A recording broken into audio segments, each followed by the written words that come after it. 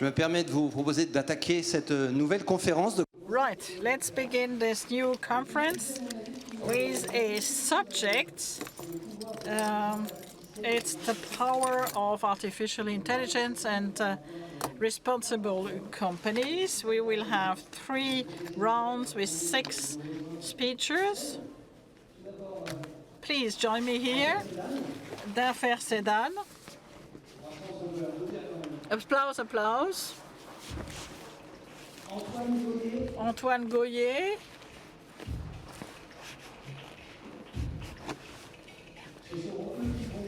They will be open this session.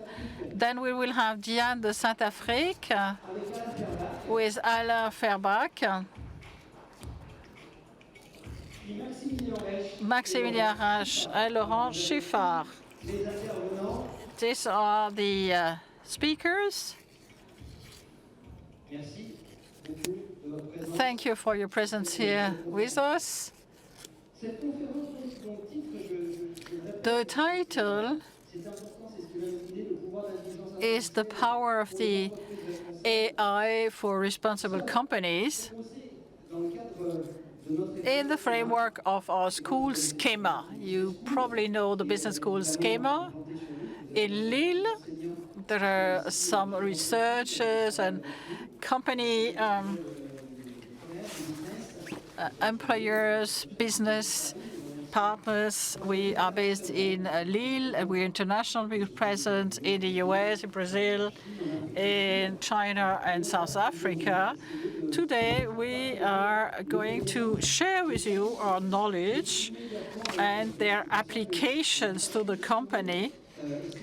We selected duos. They will explain to you the power of AI and the entrepreneurship scheme in everyday life. My name is Frédéric BOSSARD. I am head of a master, digital marketing and digital business and AI in Sophia Antipolis, south of France. As you know, these masters are geared towards digital, but AI is really much part of it. The work around data, collecting data, and so on. I'm very much sensibilized around AI and the use of AI, not around the development. I'm not an engineer. What can we do? This is what we're going to discuss. The first we're going to speak here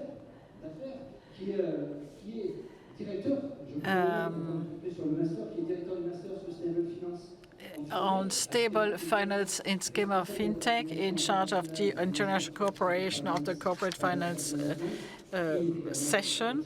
He is head of the international subsidiary around finance, together with Antoine Goyer, in charge of the French Society for Finance Analysts around ecosystem for sustainable economy, around legislation, communication, and the methodology of extra finance methodology.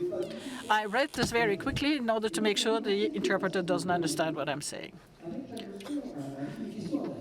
Then I have another question. What is a responsible company? Could you tell us an idea, the definition of a responsible economy today, 2024?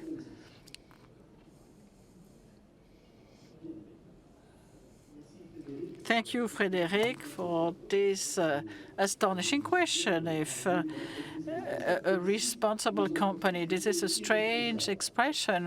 Why should not a company be responsible? It is a question around a change of mindsets. This mindset change, if we go back to the objectives of the ODD of sustainable economy launched by the United Nations 2015. A responsible company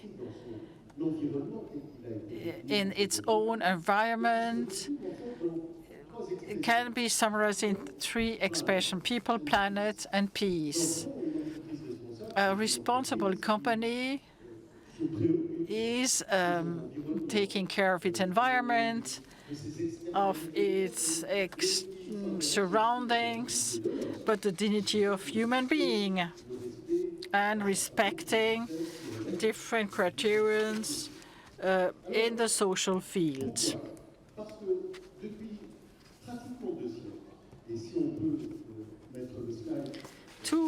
Since 200 years or so, we entered a very difficult time.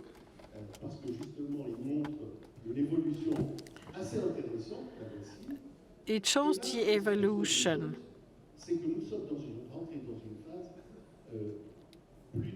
It's anthropocenic. Since around 2050.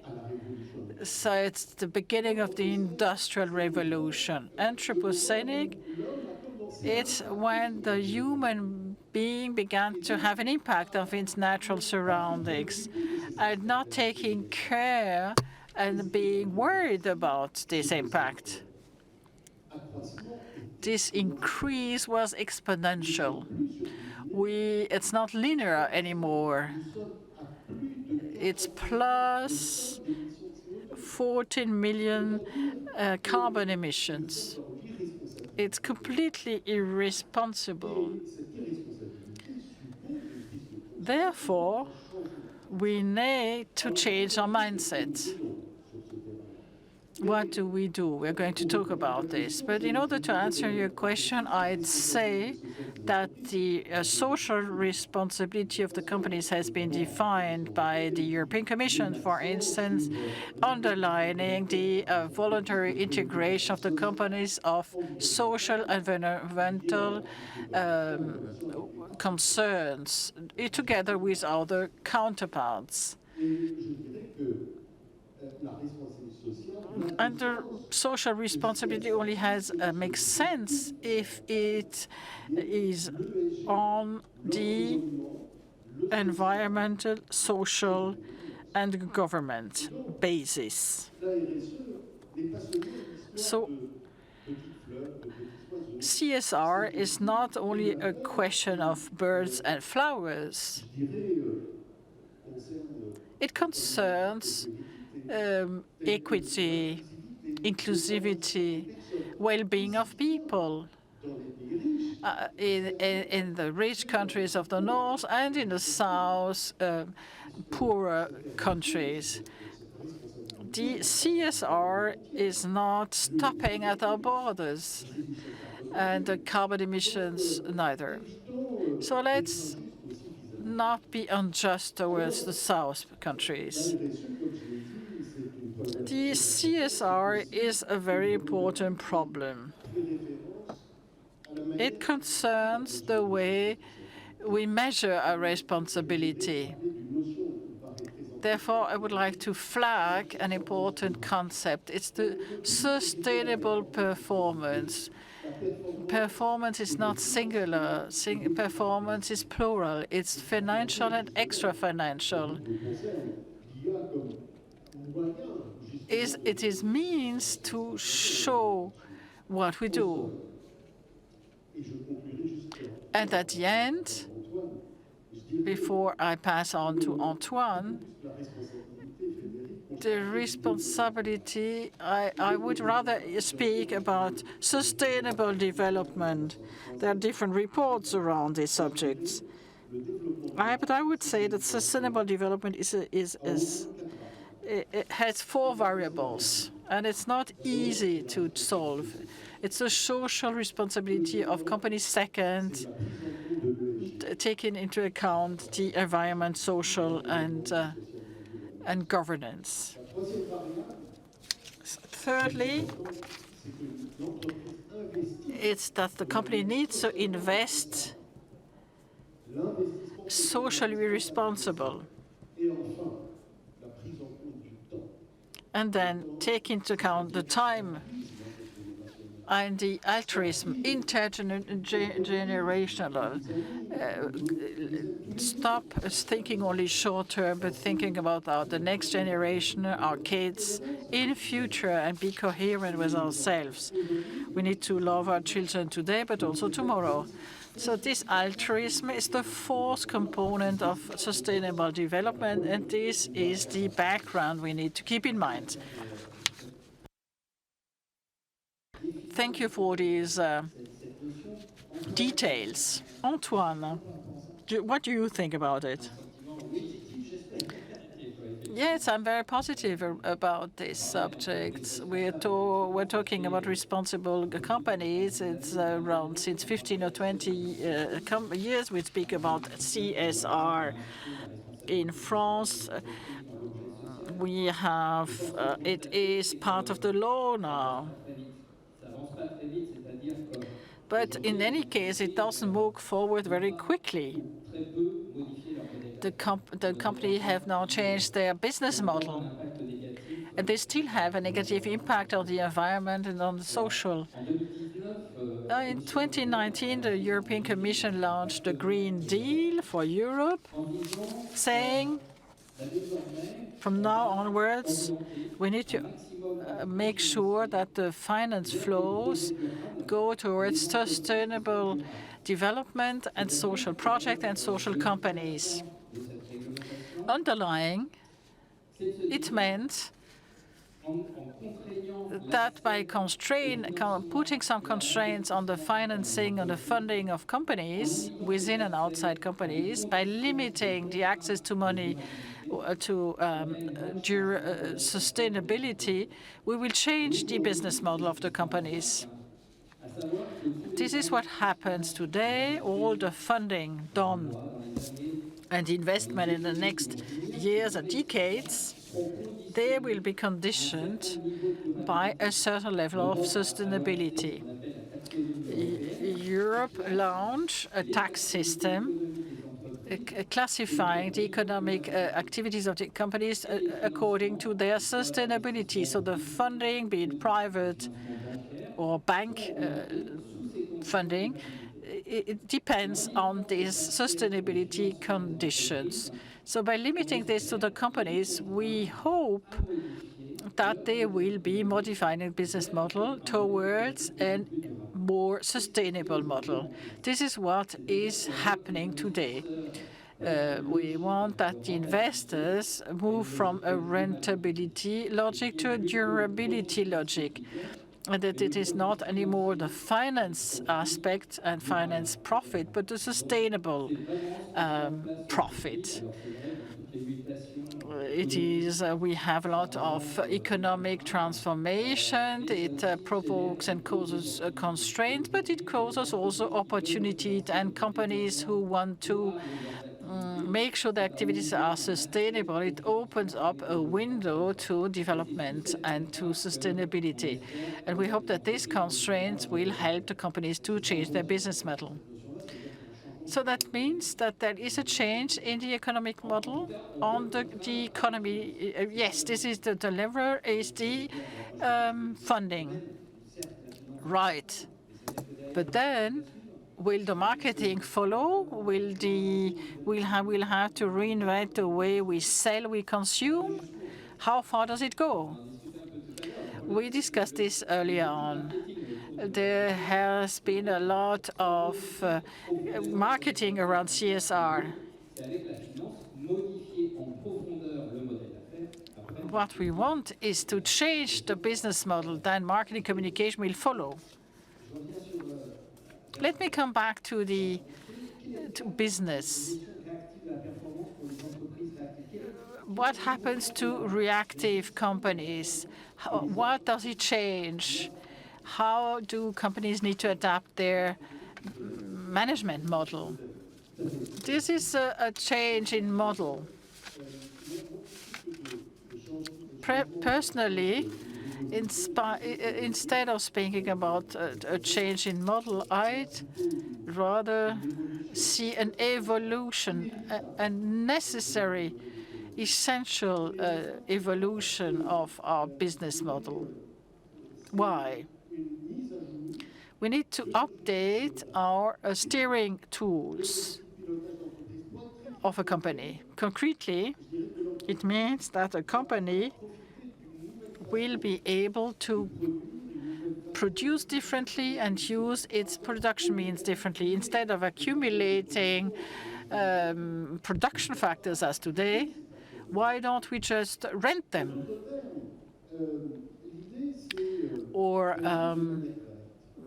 it means to work in a sustainable, equitable, green way, integrating these negative externalities. We need to review our model 100%.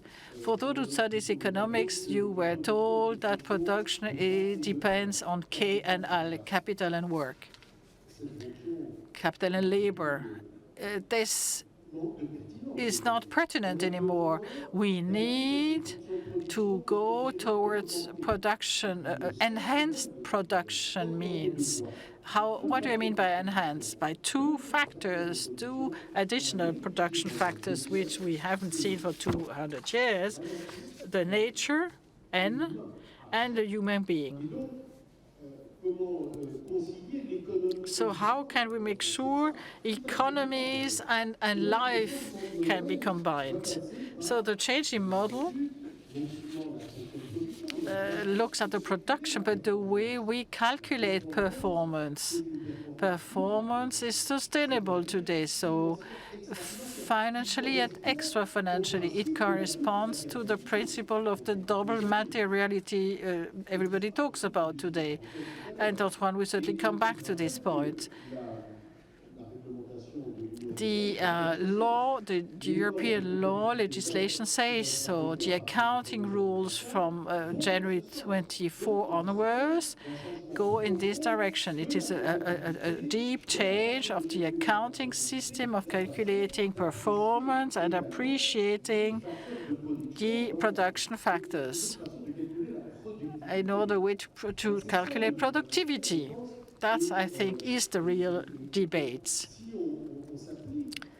So if you think about it, and if we all think about it, we can respect essential points, that ethical points. Right. We speak about data, and if we think about artificial intelligence, will AI be able to help setting up this, Antoine? Let me come back to the valorization of the company, because as Fer said, it is part of our business as a financial analyst. Until a couple of years only, when we were estimating the value of a company in order to invest on the stock exchange, we were only looking at the financial side, the profit and loss, the benefits. We would then valorize the company. Today, we introduce the extra financial analysis by introducing environmental and social criteria into the valorization scheme. As an example, if I look at a company producing paper, consuming a lot of water. If, as we have a lot of dry periods because of the climate change, they won't be able to consume water and therefore stop their production for 3, 4, 6 months maybe. This company will lose value because it will not have access to natural resources. A sugar-producing company not being able to use a specific sanitary product, it will be devaluated by 20 to 30% of its production, and therefore, hence, of this production and its value. When it comes to injectors for diesel engine, there won't be any these engines anymore. The value will be near to zero. So if we integrate these criteria of ESG in the valorization of the companies, it has a huge impact. This is the first principle of the extra-financial analysis. Second notion, it's the double materiality. What does it mean? A company can be a victim of the economic or social circumstances in case of dryness or but the company is victim but responsible because same company that has emissions, CO2 emissions also. So this double materiality scheme, the company can be a victim and can be the cause of the pollution. This logic today evaluates the companies looking at the financial side and the extra-financial side. So we have this human intelligence, but then we have the artificial intelligence. So if I go further, a step further, how will AI help us? Will AI be kind of pre-consuming the data and the analysis? Or will the AI give us the answer right away? Let me begin by the end. AI will help us to reduce CO2 emissions substantially. In a recent study, we were told that there is a reduction of 15 to 20% until 2030. Why? Because the AI is, first of all, information. It's pertinent information. It enables us, it's a tool in order to get pertinent information. But what do we need today? We need this information that is hidden. It's an extra financial information which we cannot see right away, calculate or evaluate. We need tools, intelligent tools that will help us to extract information, extra financial information around the impact of the companies on its environment, the impact on the society, and the impact in terms of governance. So AI is a powerful tool that will enable us, one, to capture the information that is pertinent. Second, it will enable us to foresee, thanks to the information, some phenomena, catastrophes, climate phenomena. So it's a very powerful prevision tool. And it will be more and more powerful as it will be nourished with data. Thirdly, it is a tool that will enable us to develop our CSR strategies. How can we move forward? How in terms of ecologic transition? So the point here is that, for instance, a hand alone cannot applause. We need a double transition, a twin transition. The economic transition can only happen if we can have this twin transition. And really, AI is key to this transition process. Frédéric, do you want that we speak about what we're doing in real life? Let's just please let Antoine giving his inputs. The link between AI and the financial, extra-financial analysis. From the 1st of January 2025, will companies be constrained to publish these ESG reports? It's around 1,200 indicators they will have to furnish within the CSR around social, environment, and governance. It's a huge amount of data, at least in Europe, because it's only Europe concerned. Only AI will allow us to treat, optimize this data and to extract analysis models that will be as pertinent as possible. So today there is this capacity to handle as many data as possible in a very, very short term. Thank you very much, Antoine. SKEMA, how can SKEMA help the companies? The business school SKEMA is a school for knowledge. It's a committed school. We are at the very heart, at the core question of the AI. Let me give you two examples. And before that, I would say there are two ways to implement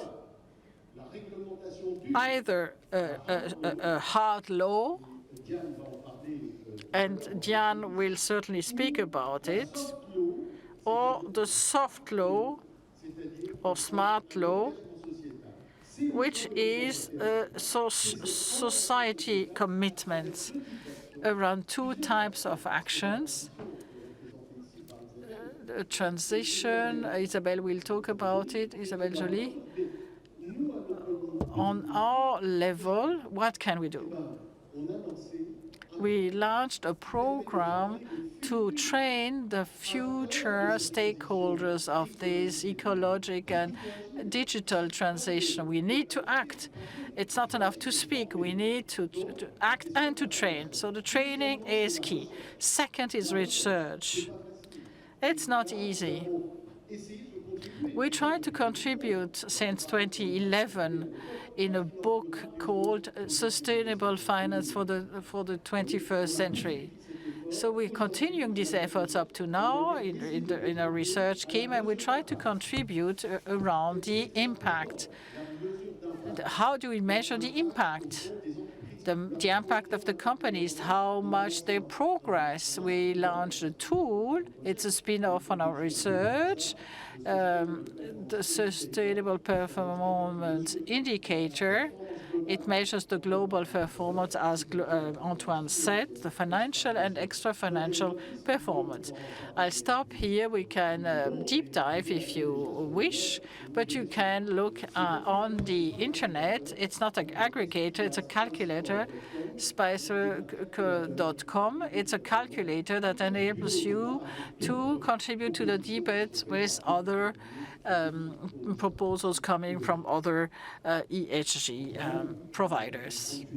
A few last words, Antoine, around this subject? Yes.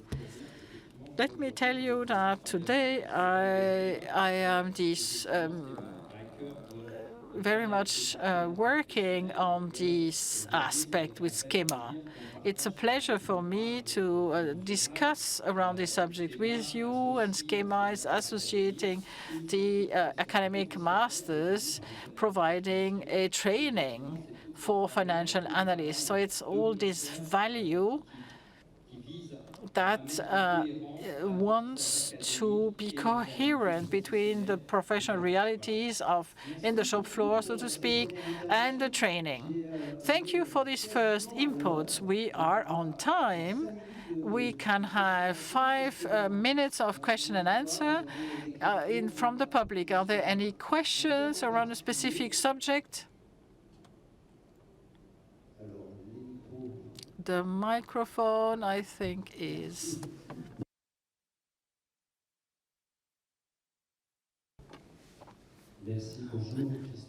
Christophe Delabarre, Kairos, Direction in Shared Time. I was really impressed when you talked about 1,200 indicators. What is the CO2 emission of this scheme? This is the European bureaucracy. Absolutely. It has very high ambitions. It is in reality 1,170 indicators. It will only apply 2025 to the biggest companies with more as 50 million turnover.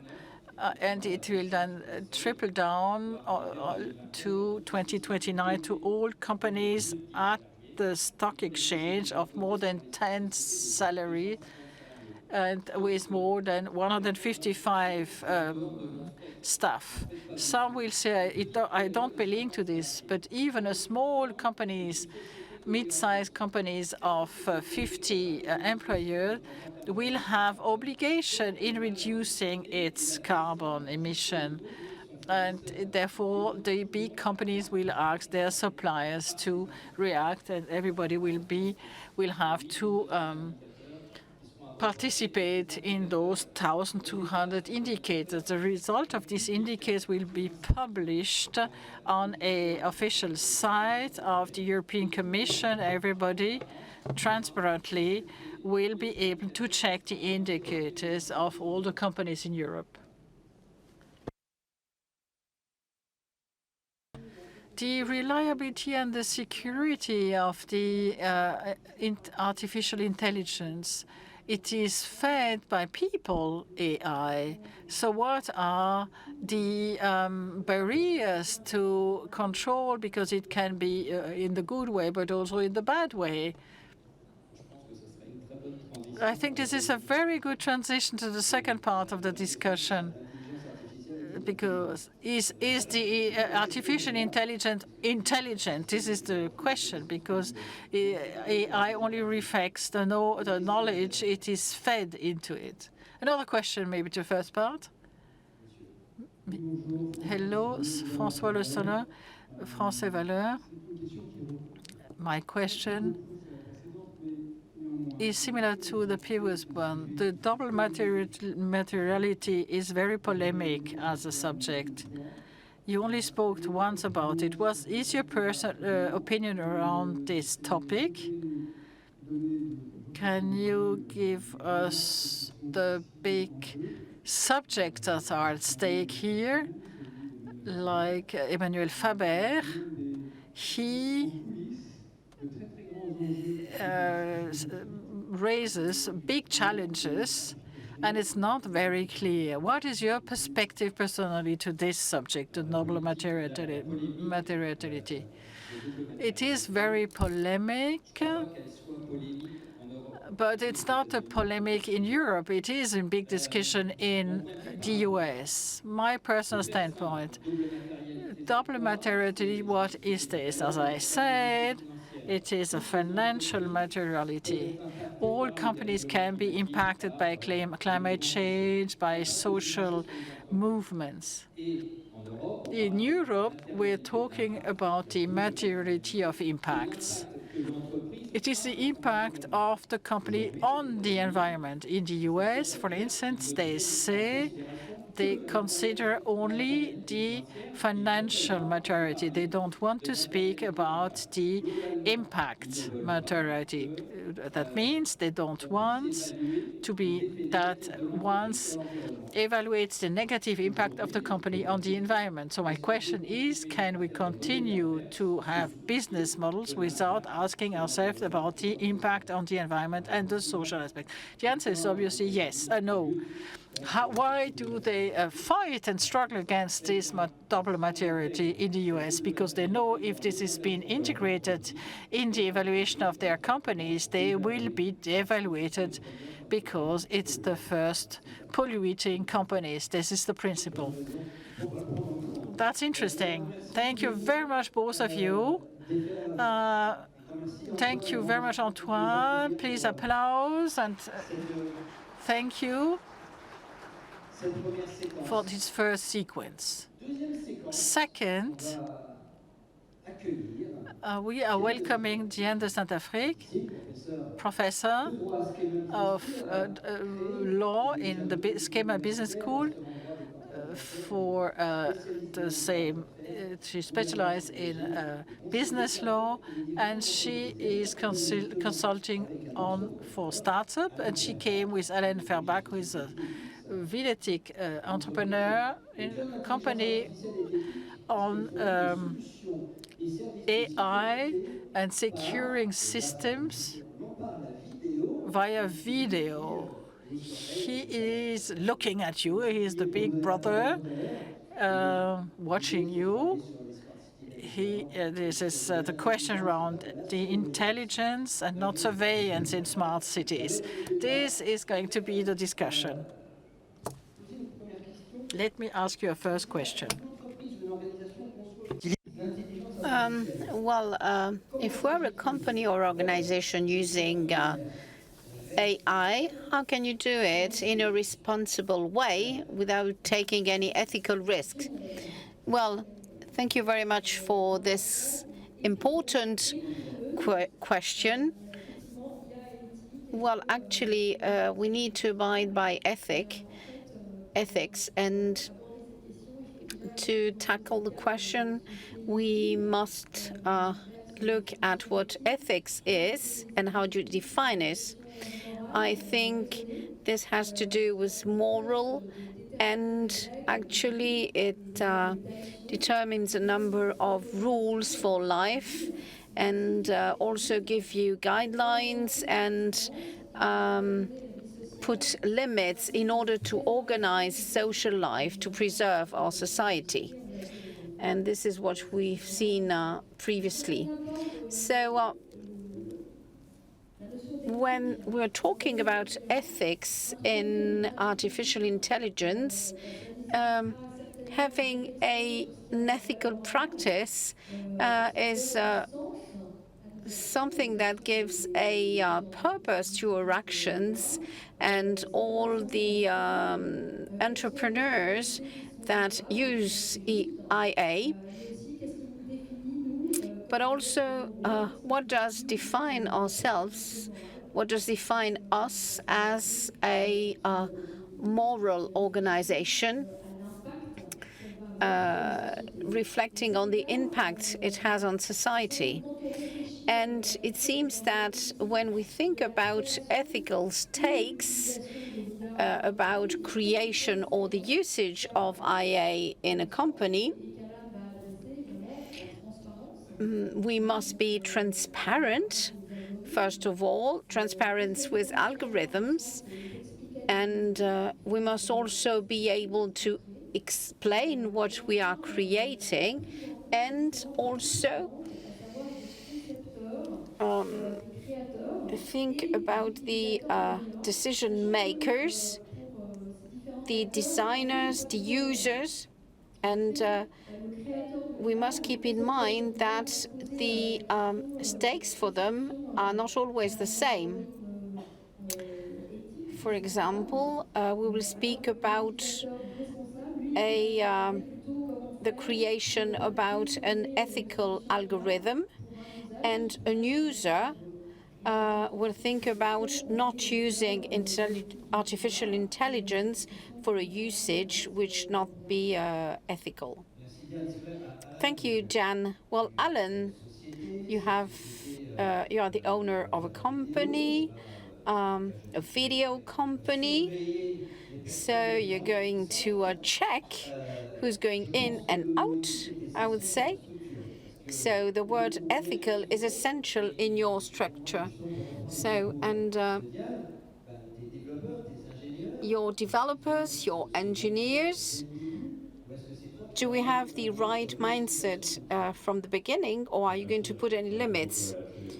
Well, of course, we must be clear immediately. Actually, we recuperate all the flows of the video protection cameras, and with my co-founders, we decided since the beginning that we wanted to protect people and buildings, and ethics are very important. And so this value is very important for all our founders, and we're the three of us to manage the company, and we also want to be as ethical as possible, and a few things that we were refusing at the beginning, we now accept them, and vice versa. So every type of usage that will occur, as it is video protection. So the comparison with China is very easy. So it's very easy to put limits. In Europe, we have GDPR, but we also have some specific cases. For example, we work with Saint-Paul-de-Vence, who is a very small village. We count people coming in and out from the village, and we work on eco-responsible tourism. We also protect National Park of the Calanque, and sometimes we check if something is happening. And coming back to what's been said before, and actually we are in a world where we have a lot of data coming, and we need to give to men only the necessary information so that the person can take a decision. And well, here I spoke about purposes, but you also need to design an IA in the databases, and you need to work on the design of artificial intelligence. And the objectives is to explain and being transparent. And if we go back to Guillaume Avrin, who is the coordinator for artificial intelligence, we need really to focus on that. And if we compare to finance, we have a number of dashboards. We have about, we were speaking before about 1,200 dashboards. Here, the entrepreneurs can measure and see if they're in the right direction, or are they being respectful of ethics, even if everyone has its own definition of ethics. So how can you measure it? Well, you have the impact plans and the GDPR. And then you have another legislation, European legislation, coming in next year. And, for example, facial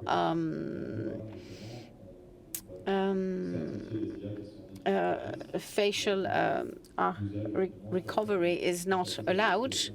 And, for example, if you have a classical chatbot or an educational chatbot,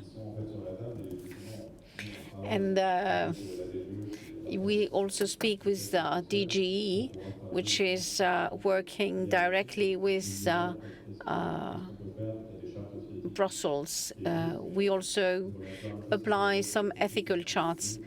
It's not the link that must be ethical, but we, first of all, must be ethical. And we customize artificial intelligence, but we are the creators of IA,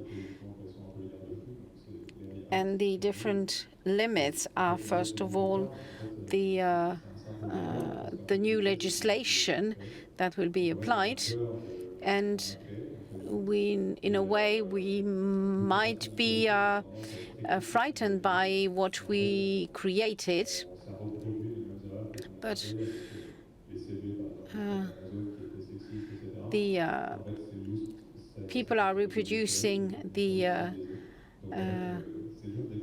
same mistakes, because actually we've been using old data, and as all data are biased, everything is biased. And you have ethics, and then you have law. So as Alan said, legislation is actually updating. We first have the GDPR, we also have the Act, and we must underline that ethics and law do not have the same purpose. And when we speak of one, we don't include the other, and vice versa. And when we speak about law, we speak about norms and a field of application which is quite different. So norms and hard laws, I don't really like them, I must say, but they must build up a very rigid system, and sometimes that is a top-bottom system, and that will impose, so it goes from public to private users, a number of norms, and if you don't abide by the rules, you're going to be sanctioned. So those measures are mandatory, and you can be sanctioned if you don't respect that. So an ethical norm is not that. They're very different because actually they should invite you to do something. Ethical norms should be shared in companies, and they must become virtuous. Actually, they must give a kind of guided and oriented actions. And we can see that in a company where you have very strong ethical pillars and ethical value, people start co-building their norm, because in the end it's a norm anyway. And this norm will have a purpose that will allow to onboard all the actors within the company. And also, but it will also include the management and the decision makers of the company. And we can see that ethics is very important for young people. And people want to work in ethical companies. This is something which is very important for young people. And ethics gives a responsibility to everyone, and it gives you a sense of belonging. And the resources for ethics or law are very different, and law must be a completion with ethics. So talking about the new legislation, which is E-Act, could you tell more about that? It's very well known in Paris, and I represent the E-Act cluster, which are the pure players in artificial intelligence, and we will have to face the questions. So this new legislation is being discussed in Brussels. And, for example, one of the dilemmas is certification of artificial intelligence. But how are we going to do this? Will we improve our models, or if we certify the pipeline, I think this is right, because this will lead to just one certification, and you will prove how you put some limits afterwards. But if you certify the model, you will have to certify the model for each of my clients. So if every time you need to have you have to go through certification, this will be very difficult. It will be a real issue for competitiveness in Europe. And actually, we will use non-sovereign tools, and in order to avoid, in a way, certification. So the idea is having a co-building between companies dealing with artificial intelligence and those that are going to use artificial intelligence. And Tian, if I come back to what you say, there's maybe an actor will be kind of one of the actors here in Lille. You have the city of artificial intelligence, and it is an essential actor, a major actor, in order to co-build artificial intelligence. It is made of researchers, scientists, reflecting, working on AI. And here we have a number of people being engaged in order to work on artificial intelligence, and they try to anticipate on what's going to happen. And I hope their impact will be at national level in France, and I hope that then afterwards the best practices will be diffused. But we could ask ourselves of having the right scale or not.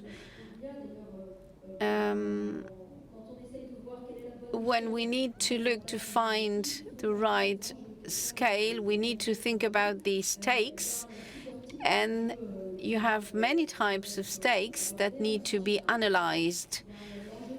First, you have the good behavior of people, so individually in the company,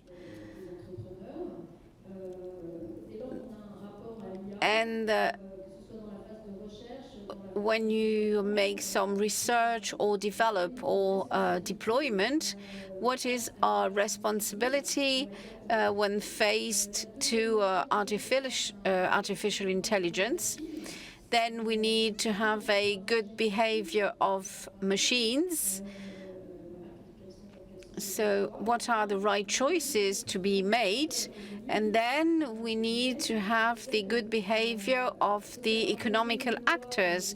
So having a kind of top-bottom law is some kind disconnected from reality. And this will not allow to onboard people in order to have a virtuous usage of artificial intelligence. And the public sector and the private sector must act together in order to create feasible and applicable rules. Just as you've been saying, this is the same as for certification, as you were saying before, because actually it will be very difficult to manage. And we also need to spur companies to adopt a very virtuous and an ethical behavior. And the same is for the internal control system, which would be some kind of an ethical committee, as we have in the health system. And this would lead to a common and ethical artificial intelligence. So could you give some more about the definitions on artificial intelligence? So artificial intelligence is going to generate something in text or image. And so this looks like some kind of language. And the science fiction movies do not help very much, but you have the weak and strong artificial intelligence. The strong one is in movies like Terminator, and the weak AI will generate text or image, or it will see objects. And the one we deploy, and AI just knows one precise task. And we would like to get to a general, a global artificial intelligence, but we're not there still. People are, for example, using ChatGPT, they're kind of cheating, and it's a tool. And for example, if we go back a few years ago, maths teachers were angry because people were using calculators, and now people are using ChatGPT. But we must see artificial intelligence as a tool, but not as something that is going to attack us, because actually we have set already all the limits. Well, in English, we say artificial intelligence. If you look at the CIA, it's actually data, it's the information, and there's nothing intelligent or clever about it. So it's information, and actually it's been made, very bad translations been made, and actually people don't understand it properly. So we should find another word. So big round of applause.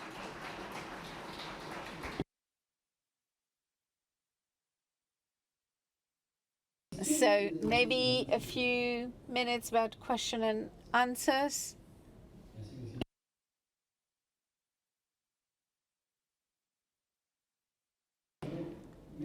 So thank you. You have insisted on the false friend, which actually in terms of data is biasing the analysis.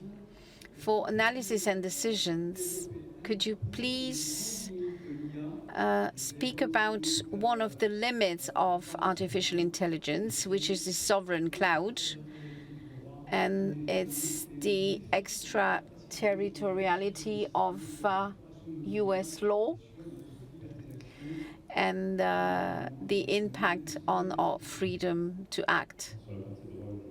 So on law, maybe Diane could answer. When we speak about sovereignty, actually we were discussing with a large group on a specific case, and they were telling us that they were using ChatGPT, but they were using locally within their company, because otherwise they could generate issues on governance. Well, AI will not learn by himself. Actually, it's humans that are feeding artificial intelligence. And each data which is on the US territory belongs to the US. So this is what you need to know. But if you go, for example, and meet an organization,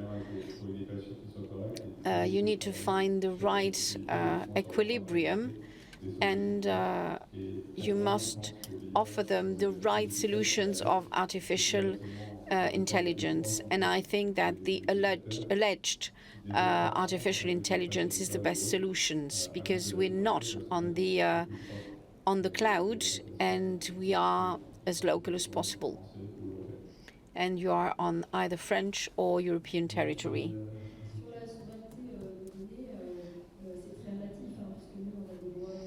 And our laws are kind of protecting ourselves, especially with GDPR. the laws are not applicable when data are on the Chinese or American territory. So actually, sovereignty is within Europe, but not abroad. So it's a relative sovereignty. Last question.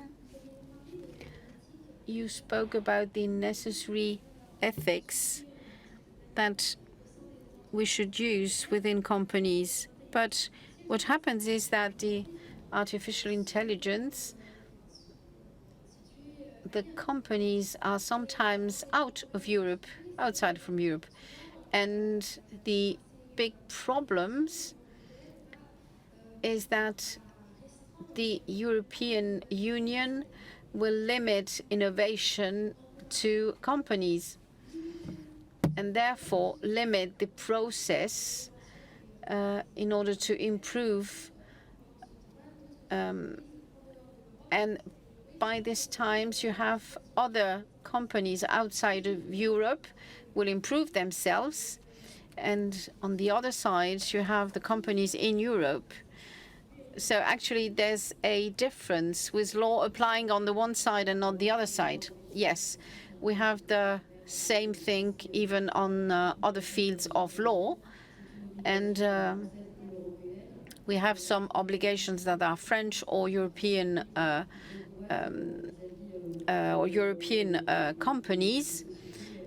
And this is right. But when we speak about ethics, we're quite proud of living in a country with a number of principles that are a guideline.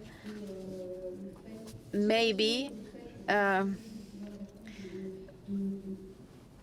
for companies to apply some ethics that is not imposed by the legislature before the AI Act is adopted. Companies should develop themselves and organize their activities on an international level. And they must think about being within Europe or outside Europe. Sometimes European directives are imposed, and now I think that we need to make some lobbying so that those directives are adopted for the good sake of commercial companies. And of course, in accordance with international competitiveness, we cannot apply rules that are completely disconnected from international competitiveness. But it's not by getting rid of ethics that we will get to this. Thank you very much, Diane Allen. Thank you very much for having been with us. Ethics video, and now supply chain. We have two specialists here. We have Maximilien Peach. I need a pointer. He is the director of the SKEMA and supply chain. Thank you, Laurent Chiffard. He's business product leader of B2B at ADO. It's a big distribution company for the do-it-yourself sector, because you're probably going every Saturday to Leroy Merlin, like me. Thank you very much for being here with us. I'll try to launch the PowerPoint. First question, Maximilian. Could you please tell us and help us to understand the challenges of sustainability of the supply chain in companies or the AI? What is the answer of the AI? So the link between the supply chain and AI. We could even speak about the value change. I think I have a great, it was a great panel. I'm the last one to speak, and a lot of subjects have been discussed very practically and concretely. And this is going to be interesting, and I'll show you my presentation. Frédéric asked a question around data. How does IA help us? This is my subject. We talked about the ESG criteria. I'm going to talk about it too. And we talked about law. And law is part of the value change on the floor. This is very interesting to me. It's not only interesting to set up a supply chain and purchasing, but to ask ourselves, how do we concretely, how can we add value for the company's sake, but to have a wider, holistic perspective? How can the companies have a positive impact on the society and on the planet? So this is the ground challenge we're facing. What can we do concretely? First point, the data. We discussed analytics, we discussed data analysis in our companies, in our school, in my training program. We tell the students they need to interact with the data. They need to describe, do some provision and planning, and then prescription. What is the difference? Description, there's going to be a cloud and it's going to rain. Provision, forecast, there are a lot of clouds, there will be a lot of rain. But prescription, this is where the IA can help us because it provides a solution. We need to bring an umbrella. And in the logistic chain, it helps to make sure the data speak via the boards and to visualize the data on this dashboard so that our executive committee can take the best decisions. Prescription means it is a solution proposal, but the action needs to be taken by the human being. So IA, the algorithm, the data will help us to make better decisions, but the decision remains with us. Concretely, what can we do in the training session? We have the machine learning, we have the analysis, we choose massive data, we identify the seasonality. This is an example of a dashboard. We look at the seasonality and we try to adapt and improve all our inventory to reduce stock or to have enough stock and not to be late, because if you're late, you need to transport quicker, and it means that it has an impact on the CO2 emissions. So by improving our planning and our forecast, we can have a better impact on our environment and the profit of the company. Second, if we look at these ESG criteria in the companies concretely, what does it mean? We heard that 1,200 indicators that will be used to identify and see whether or not we do things right. But looking at the added value from production to the customer, and Laurent Chiffard will certainly be able to add something to that. How can we do? If I ask my students to find the best way from here to China, then we could choose a transportation means that has less impact on the environment.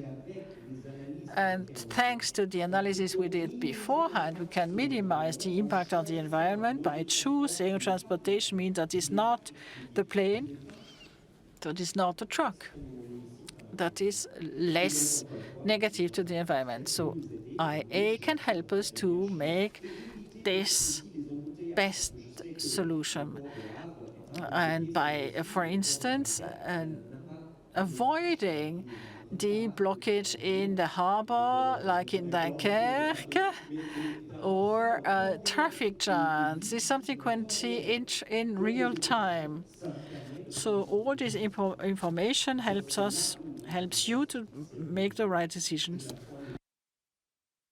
Technologically speaking, that's the dynamic forecast, the definition of dynamic prices based on the analysis of data. Third, this is an example of the world planning. How can I find a transportation intermodal mode by using railway,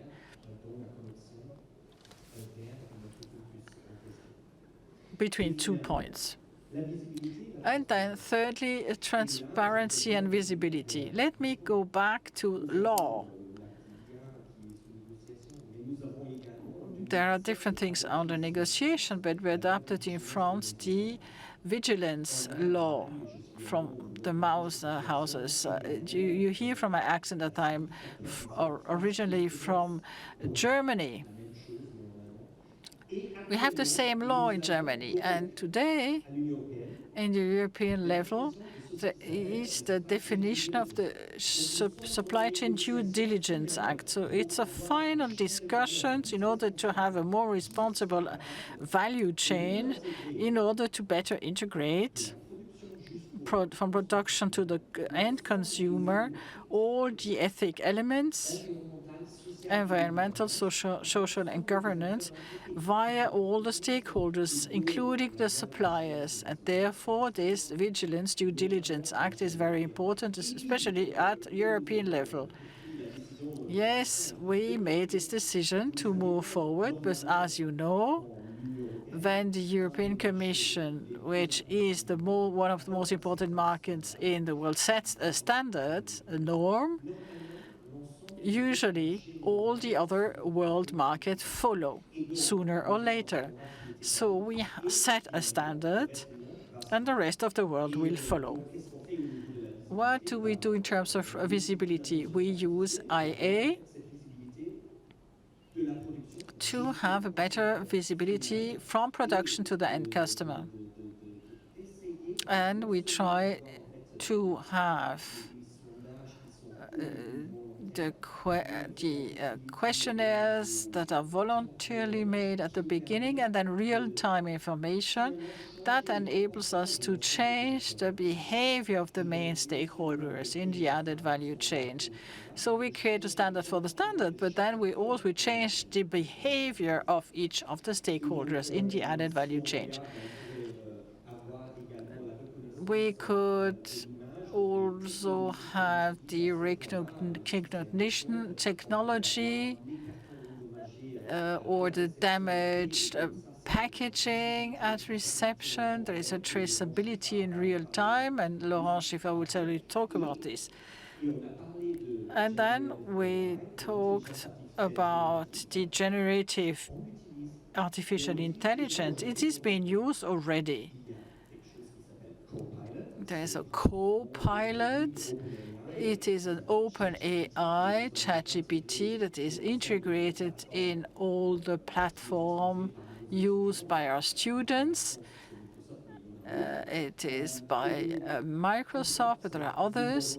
And on the right, on the slide, you see the different proposals from this IA that help the students to propose the best solution, to create an algorithm and the conditions, and to create prescriptive intelligence, and sometimes to have a validation step above a certain threshold if it's too expensive, or whether it needs to be validated by the human being. It can be integrated in the algorithm. So today, this is something we teach already. And if you train people and if you prepare people to the pipeline, we need to make sure that as young professionals, it's why I have 170 students in my class, that these young professionals in the companies know how to interact with artificial intelligence, how to control it, certainly, and to draw the right advantages in order to improve all processes in a company, short, medium, and long term. This is where would be able to have even better impact on the bottom line, which is the profit, and our environment and the society as a whole. Thank you very much. Thank you very much. How does it look like at ADO? How does IA and its tool help? As we discuss here today, we moved forward and we landed now on the subject of how do I act when I am at the do-it-yourself market. But there are also beforehand logistic questions. Laurent, could you tell us more about how you're going to optimize the supply chain by changing maybe the economic model? How will it be beneficial to the planet? First of all, because at the beginning we talked about CSR and ethics, and we talked about equity of the different tools and IA. Let me first present ADO to those of you who do not know who we are. There's a key sentence: we make home a positive place to live. This is important to us. Positive.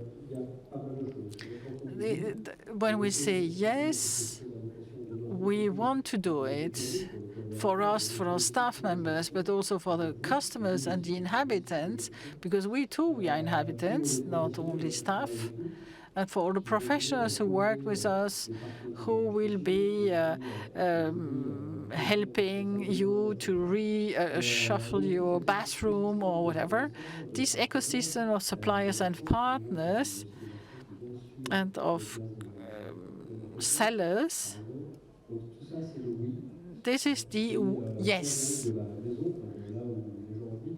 So we want to make sure that we can improve home for everybody, help you to build and to design and in a positive way. Positive, as we've heard up to now, to being responsible towards climate, towards the people who work in our company for us, and responsible for you. We want to give you and sell to you good products that do not pollute your home, and we don't want to cut down woods. So this is the life, the well-being, accomplishment. This is the genetic that we laid down for our company. And we were talking about business model and the transformation of society. A couple of numbers. ADO is 150,000 staff members, more than 50 million clients, 31 billion turnover in 23 countries. We are number one in Europe for do-it-yourself, the second worldwide after American companies. And we have more than 1,000 selling points in the world. You go to adeo.com and you'll find this information. Let me come back to the business model and the transformation of the society. Business model, on the left you have the resources, on the right our raison d'être. I won't be able to discuss the whole slide within a couple of minutes, but you see that here there is a circle on three pillars. One is the economy, the environment, and the human being. These are the three pillars. This is our DNA. Everything that happens in our companies, we need to act and invest and transform on this basis. Economic, this is clear, we're a company. We need to be viable. We need to make profit, earn money like any other company. Otherwise, we shut down. Environment, yes, that's clear. And human, because we're always human. Human first was also always our first criteria from our value of the company since its inception. We were talking before around the objective of the United Nations with the Global Pact. Since 2019, we signed this agreement. Therefore, we need to rework all these activities, and you see here in the logos on the right, the diversity, the people, there's a lot of sectors, and therefore we have to do it because it's our commitment, but we need to publish to the United Nations the results and how we develop. So it's a whole evolution for our group.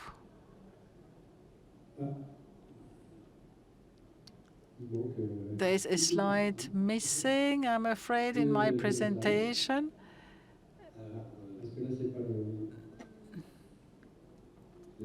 Sorry.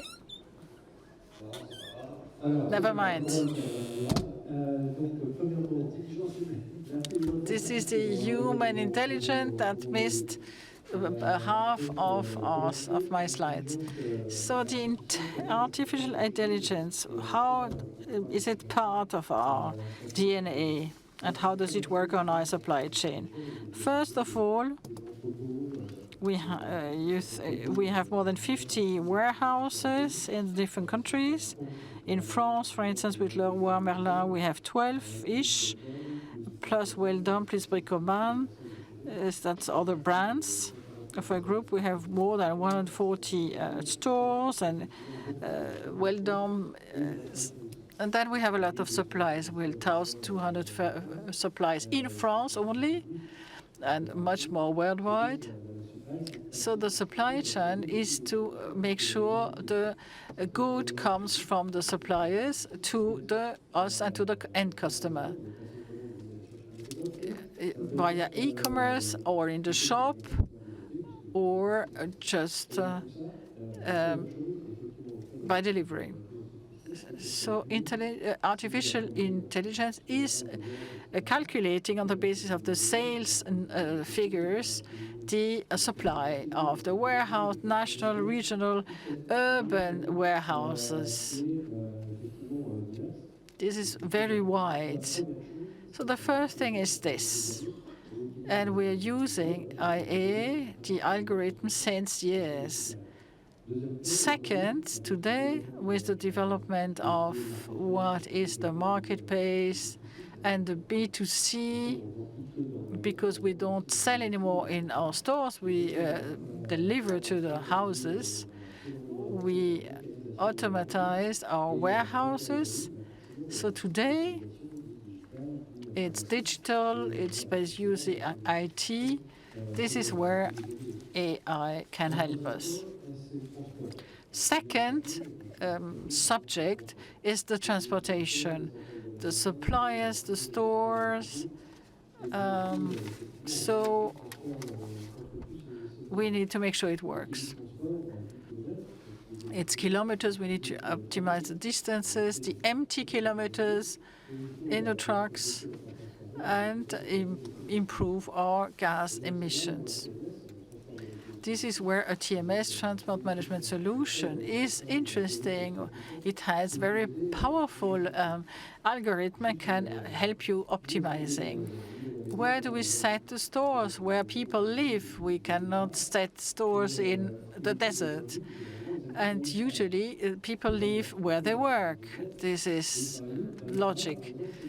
And they worked, for instance, at our suppliers. So when we deliver goods to our stores, we can also get the supply from our suppliers, because the suppliers is not very far away. So we can optimize this transportation. Today in Europe, 20% of trucks are empty. Why?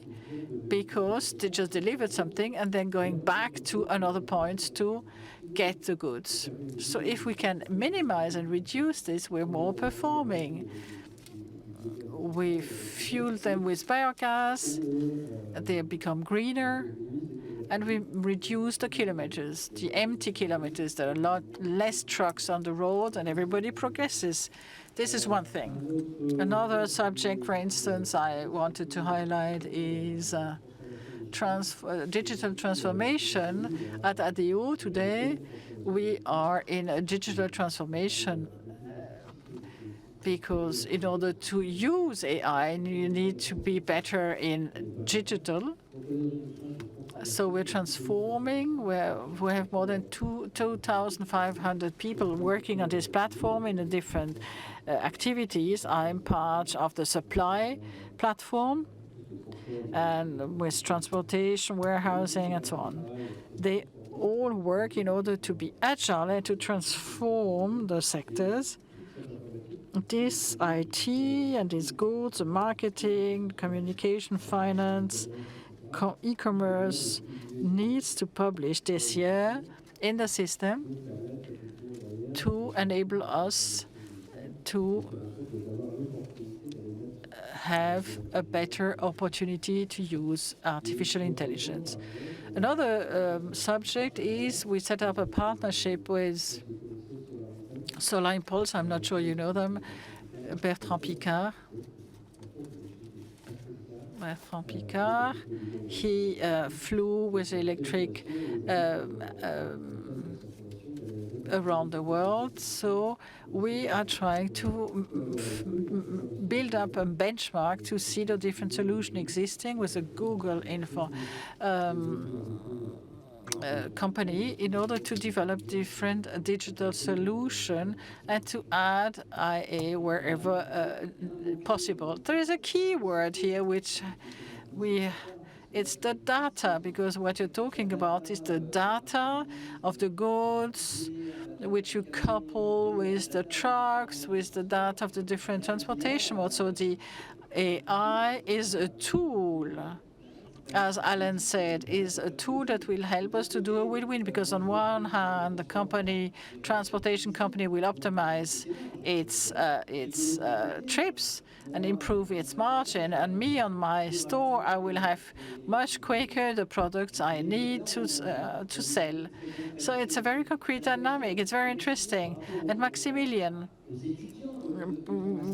when you look at your students, what do they want to do? Is AI very central, or is it a tool? Is it just a tool that will help others? Do you think this is our objective? The students have a tool in order to improve all the processes in the companies. It's a very important tool with massive data. In the 21st century, when you have a strategy for short, medium, long term, but if you can provide the data with the different sensors, there is the geolocalization, the gas emissions, the temperature in a container, or the time you spend in Dunkerque, losing time. So on this data, you have on top a proposal.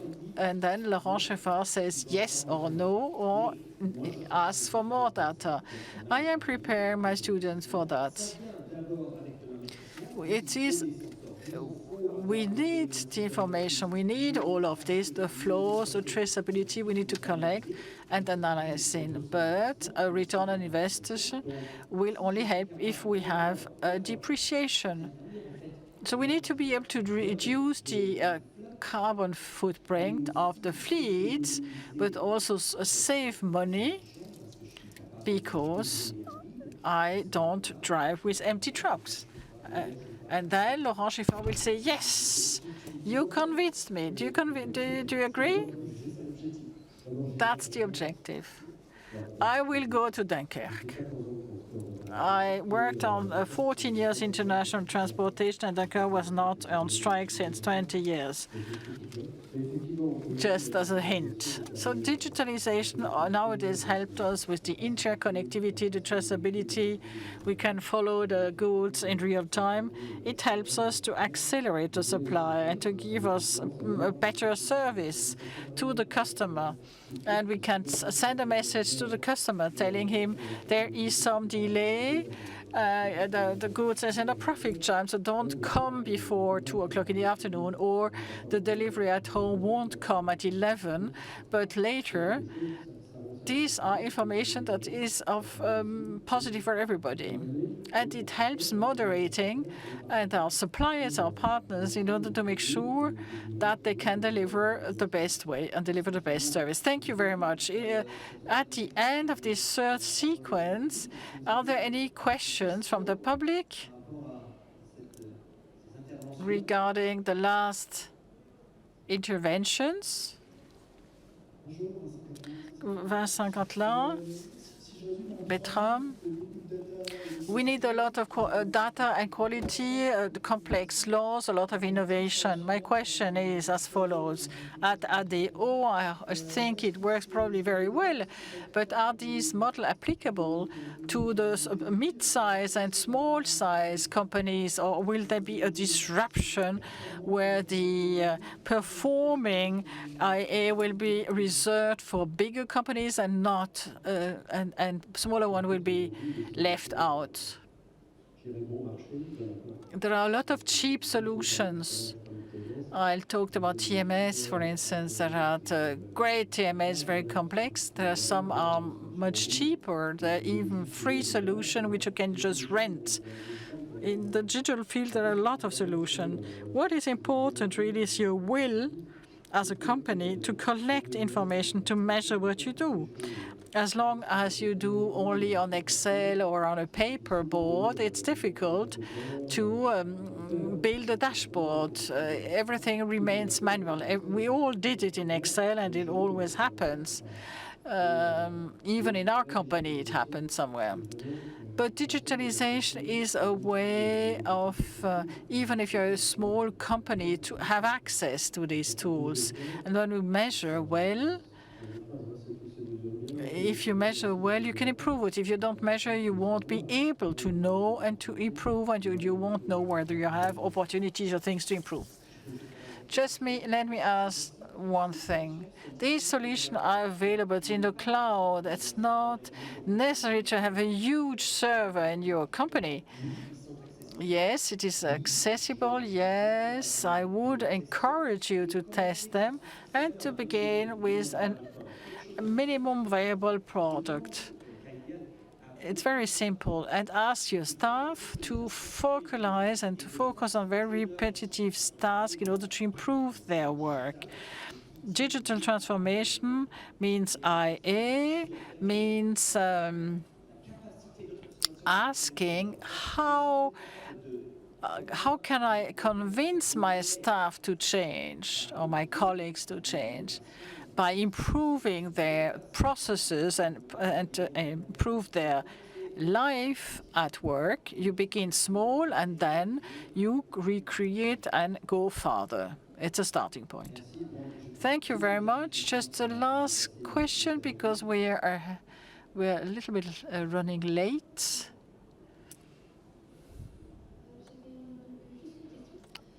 Right. IA, you say, can be used in order to improve the performance of companies in the supply chain. However, the supply chain exists already in the context of the climate change, and we need to rethink a new model, economic model. So IA, how can IA help us really at the end? Because it can help a company in the existing supply chain. However, how can I help us to rethink a new way of producing? Because the artificial intelligence cannot innovate. You're right, it cannot innovate alone. If you have a look at the supply plan or infrastructure, where will you create your warehouse? Do I need one warehouse or several warehouses? Will I get the supply in Poland or in China? All these questions need to be discussed. If I decide to go to Poland, it's Europe. What about the electricity in Poland? It's not the same electricity.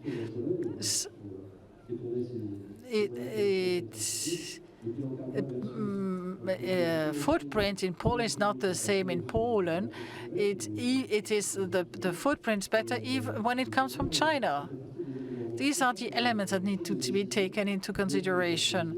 So in my decision-making process, I need to take all this into consideration. So by selecting and by adding the carbon footprint in your decision-making process, it helps you. Then you have to ask other criteria like buying minimum volumes, and then it will help us to look at this in the supply chain by changing the warehouse and the location of a house. Is it going positive or negative? This needs to be calculated and measured.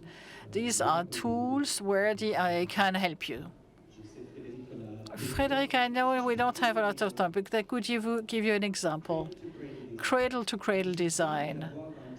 A design that is more responsible, the conception of a product that has as raw material recycled materials. This is what I said at the beginning, the SG and the value chain. Adidas or my shoes. What are the three components of my shoe, and how can we design the shoe better in order to make sure that we have recycled resources during the production of my shoe? And if this is one of my criteria for my supplier, and if this is being used by the investors in their decision-making process to invest or not in a company, if this is being taken into account, then the company will begin to rethink the conception and the building of their products. And so if I can use by IT or 90% recycled materials, I change the whole concept of my shoe so that at the end of its life, I can decompose it and reuse a different item. So it's the value chain and not only the supply chain. Thank you very much indeed.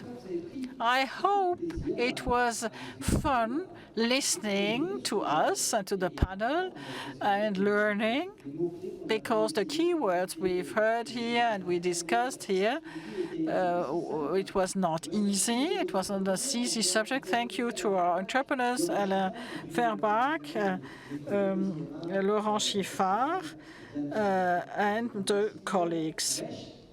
Thank you to Maximilian Resch. Applause, applause. Thank you very much. I hope you liked it. Goodbye.